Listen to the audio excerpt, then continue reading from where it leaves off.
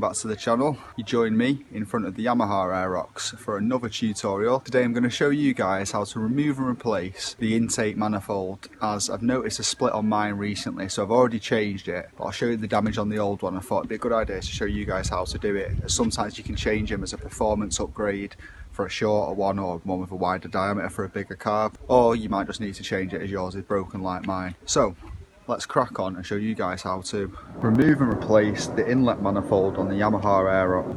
Now, the first thing you want to do is get the seat off and these side plastics that are around here. And I think there's a piece on the back too where they sort of fill up your tank. That comes off first. Now, I've never had the plastics fully on this bike since I've acquired it. I have got them all, so there will be a proper video on how to do it all coming up once we finish the projects and get them back on, to then take them off to show you guys how. But for now, I'll put a link in the top right hand corner now for where the bolts are and what you need to take off, so you can get to the top of the carb.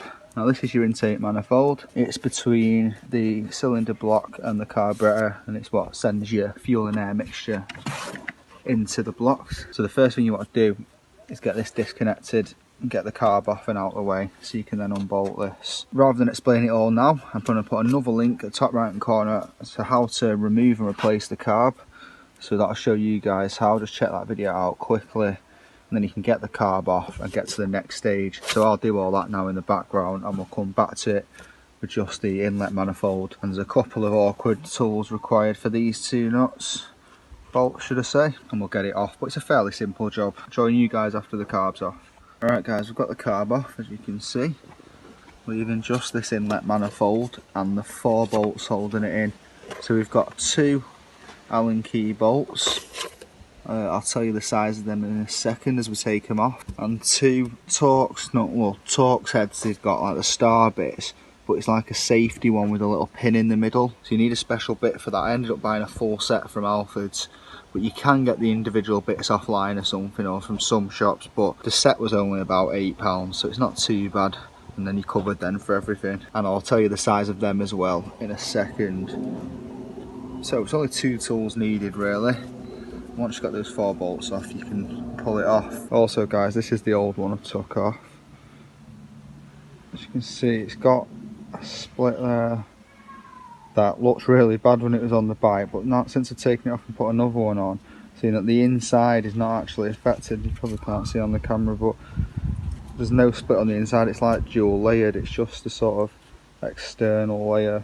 You can see there, and I'll pull it back, but it was still a bit damaged and worth replacing. They're not expensive. Got a sort of a built-in gasket seal here. I mean, this didn't have a gasket on this one and pulled off. I'm not sure if they should have a paper gasket as well. If you do, and you do know that, let us know in the comments. So for these 2 safety anti-tamper bits, whatever you want to call them, it's this bit here. See how it's got the hole in the middle to go round that pin, and it's called a T25, and it's a 4mm in size. I just measured the end, and that'll do these 2.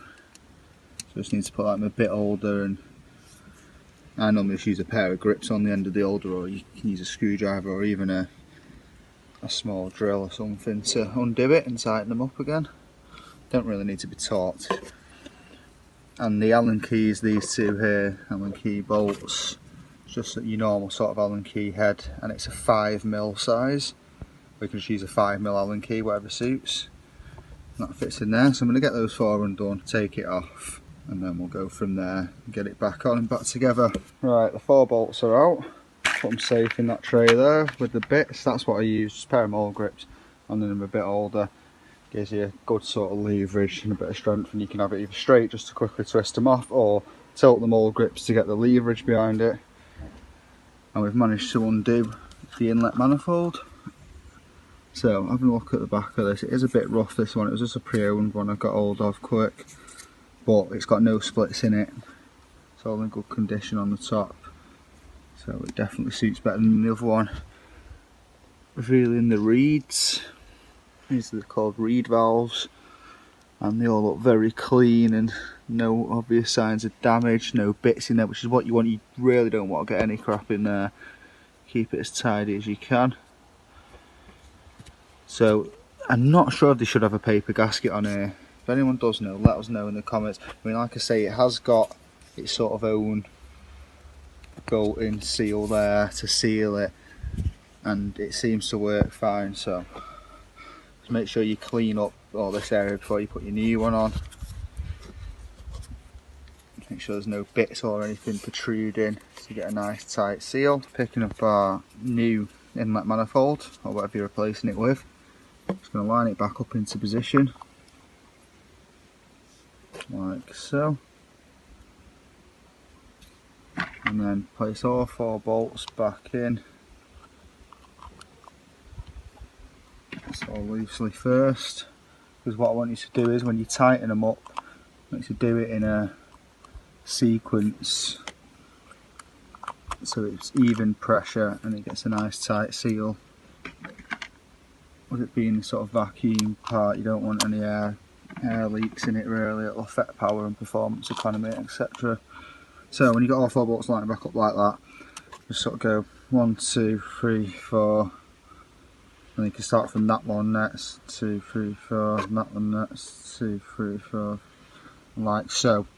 Just do an alternate pattern all the way around a couple of times. Do them nice and sort of hand tight. You don't have to over tighten them. Don't put a bar or anything on it to tighten. You don't want loads of leverage, it'll overdo it.